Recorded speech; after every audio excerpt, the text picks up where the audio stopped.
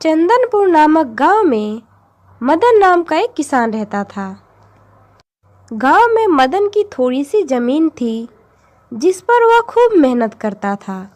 इस बार तो सब्जियां बहुत अच्छी उगी हैं। कुछ ही दिनों में सब्जियां तोड़ने लायक हो जाएंगी, फिर सब ठीक हो जाएगा। उसी गांव में रामू नाम का एक और किसान रहता था जिसकी खेत मदन के खेत के बगल में थी। रामू अपने खेत को देखने आया था।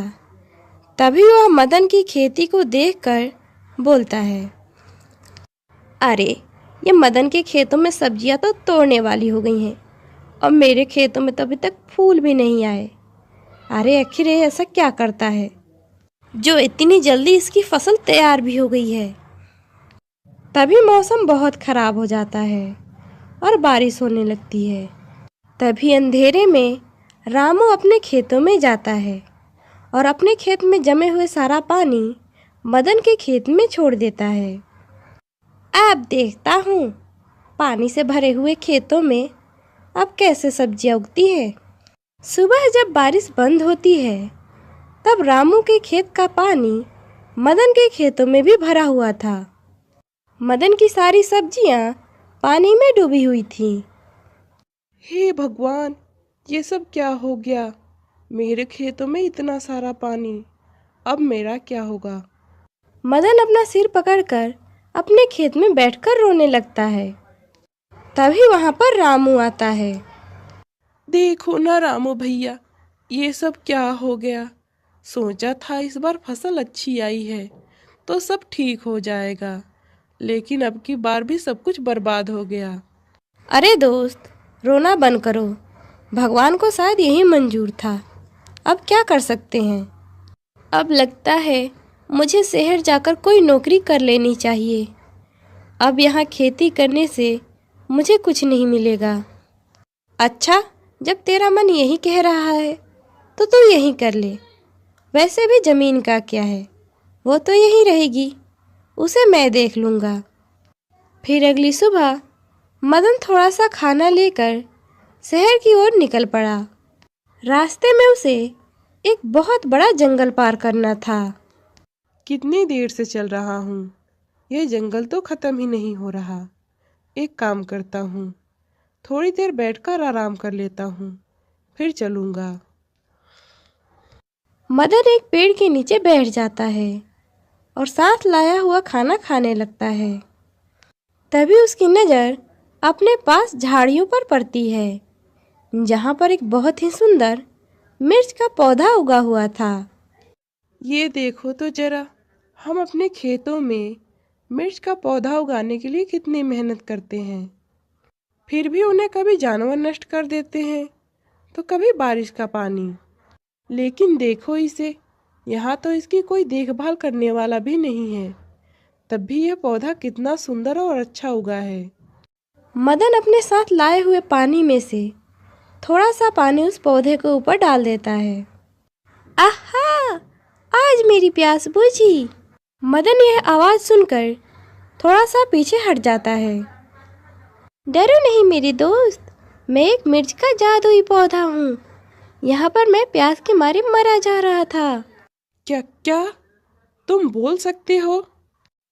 हाँ, मैं बोल सकता हूँ क्योंकि मैं बोलने वाला मिर्च का जादुई पौधा हूँ और सच्चे मन वाला ही मुझे सुन सकता है।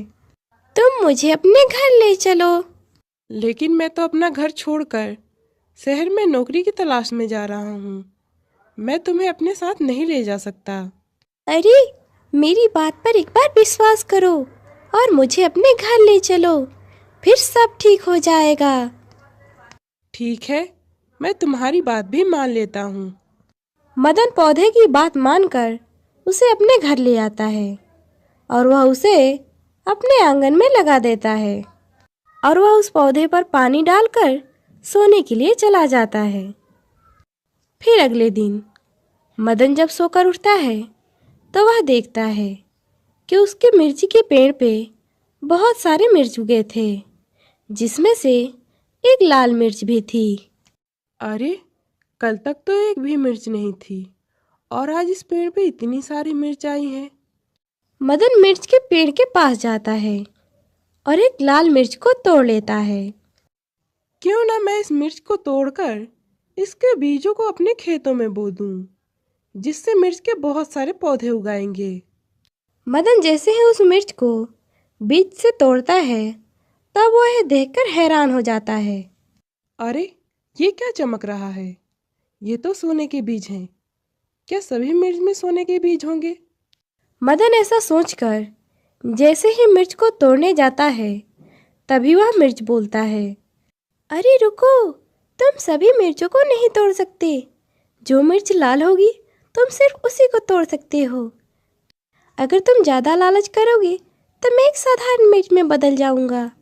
अगर किसी लालची इंसान ने मुझे उखाड़ने की कोशिश की तो वह मारा जाएगा।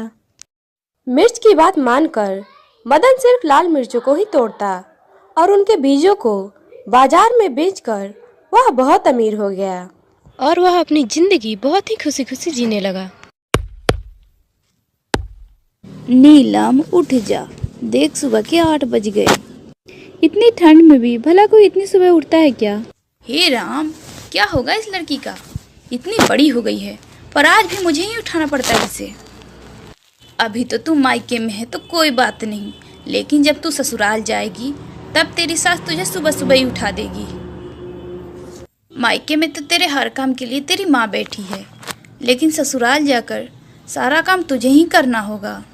माँ, मैं वहाँ पर जाकर भी ऐसे ही बिस्तर पे पड़ी रहूंगी। सारा काम मेरी सास खुद ही कर लेगी। मैं तो भगवान से यही प्रार्थना करती हूँ कि मुझे सास भी आप ही की तरह मिले, जो सारा काम खुद ही कर ले। हाँ हाँ, जब तू ससुराल जाएगी तो तुझे खुद ही पता चल जाएगा।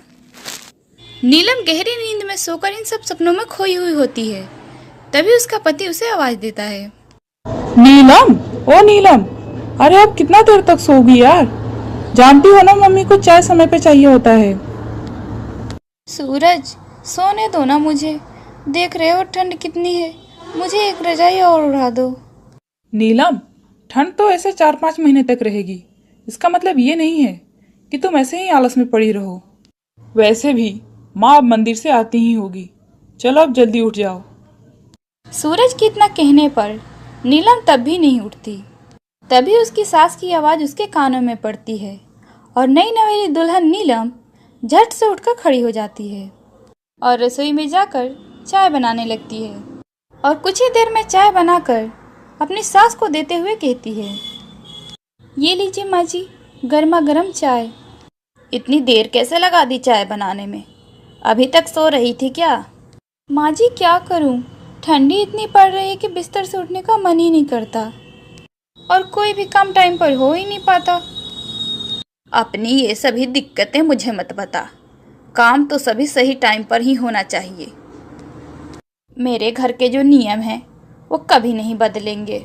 अब जल्दी से जा और खाना बना दे और फिर साफ सफाई का काम करके बहुत सारे कपड़े रखे हैं, उन्हें भी साफ कर देना। जी ठीक है माँ जी। नई बहू नीलम पहले किचन में जाकर खाना बनाती है, फिर साफ सफाई का काम करके कपड़े धोने लगती है। आहा, ये तो बर्फ़ जितना ठंडा पानी है, मुझसे नहीं धुलते ये कपड़े। लेकिन क्या करूं, अगर नहीं धोऊंगी तो माँ जी गुस्सा करेंगी। एक काम करती हूँ, जल्दी जल्दी ये कपड़े धो देती हूँ। नीलम जल्दी जल्दी सारे कपड़े ठंडे पानी से ही धो देती है।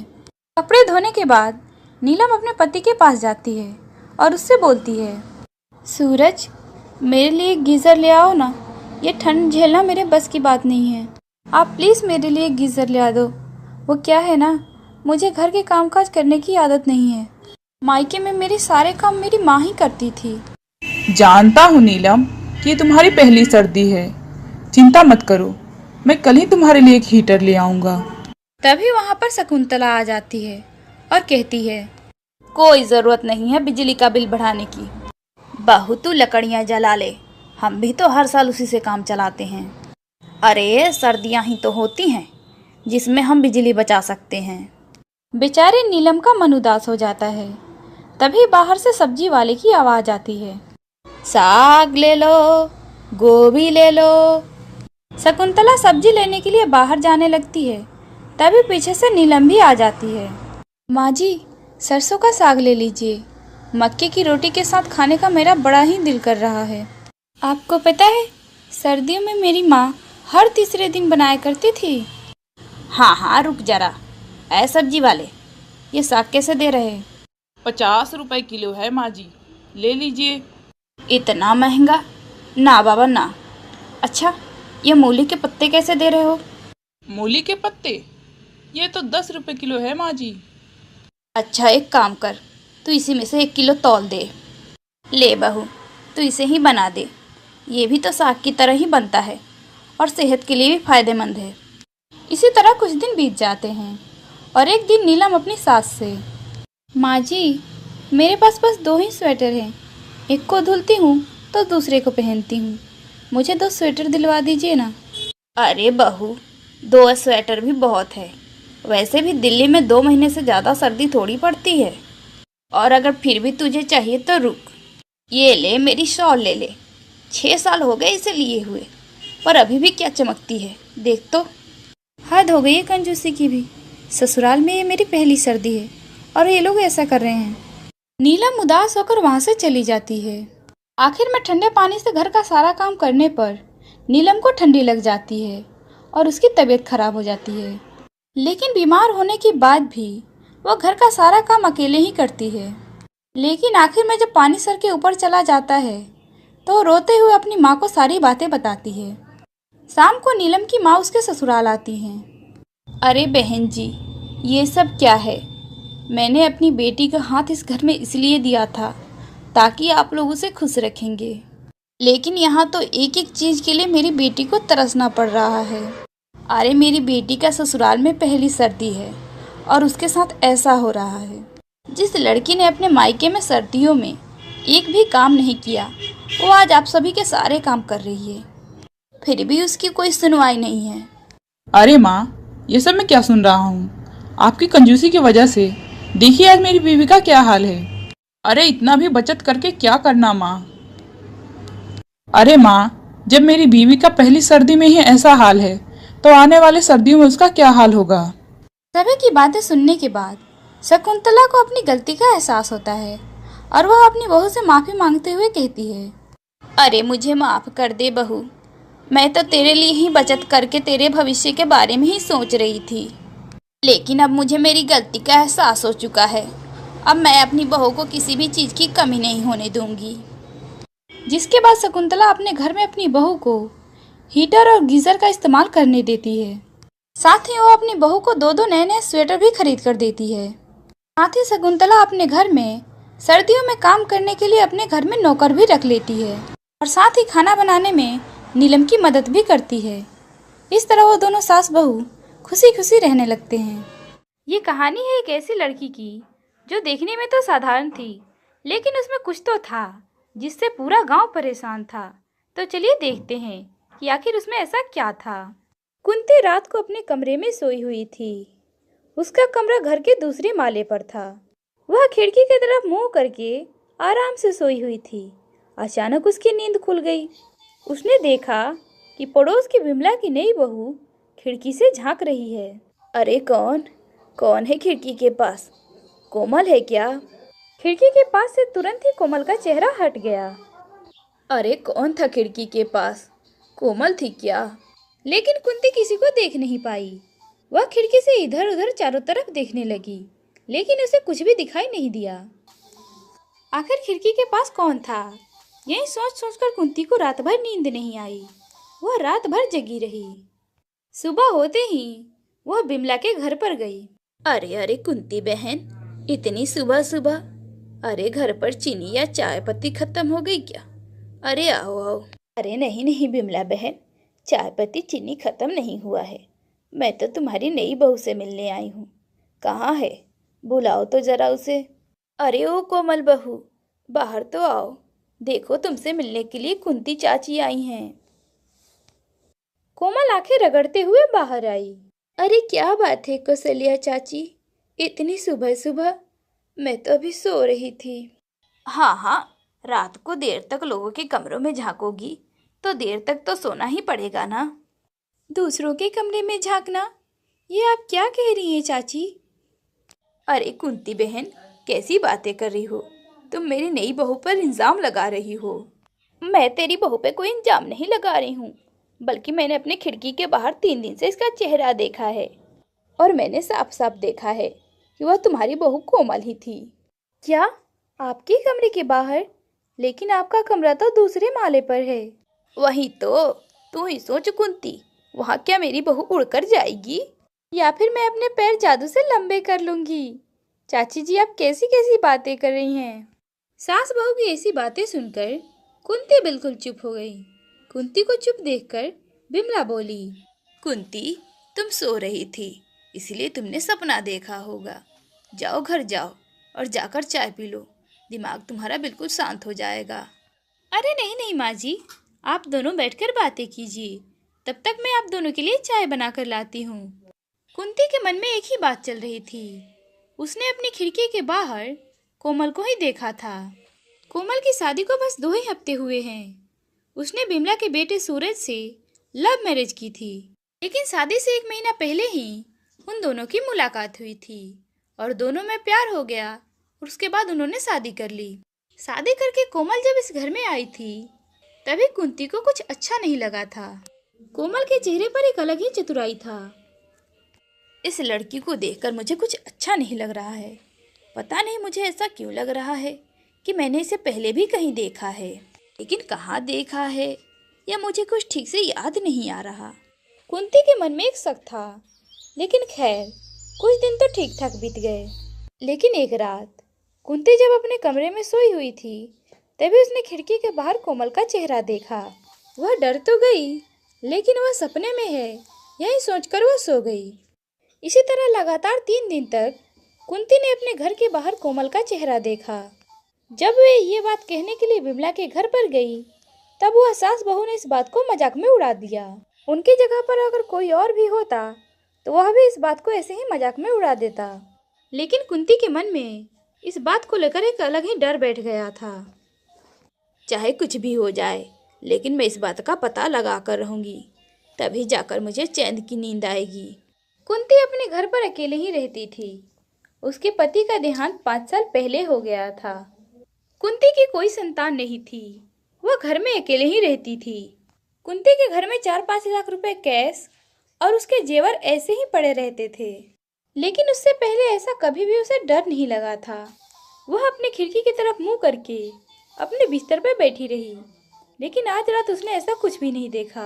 अगले दिन भी वह खिड़की की तरफ मुंह करके बैठी रही, लेकिन इस रात भी उसने कुछ नहीं देखा। लेकिन अगले दिन उसे थोड़ी सी नींद आ गई और वह बैठे बैठे झक मारने लगी। और जैसे ही उसकी नींद खुली उसने देखा कि उसकी खिड़की के पास से जल्दी से एक चेहरा हट गया। पक्का ये कोमल ही थी। पता नहीं ये क्या चाहती है मुझसे।